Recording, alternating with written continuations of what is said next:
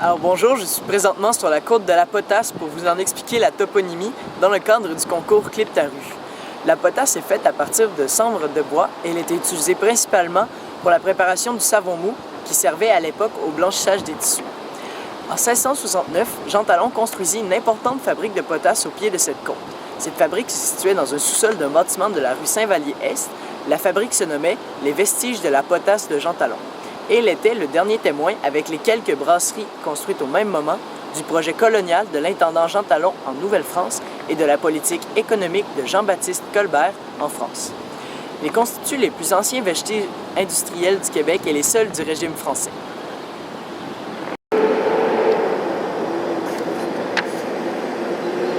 Ça tourne. La potasse, très importante dans le paysage du Québec, donne son nom à cette côte qui relie la Haute-Ville à la Basse-Ville. Avant d'être nommée ainsi, la côte de la Potasse s'appelait Côte-Sanson en hommage à Joseph-Octave Sanson, ancien maire de la ville de Québec de 1920 à 1926. Le nom de la côte a été changé en 1996 en l'honneur de la potasse de Jean Talon et de l'ancienne fabrique de potasse. Voilà, c'était la côte de la Potasse.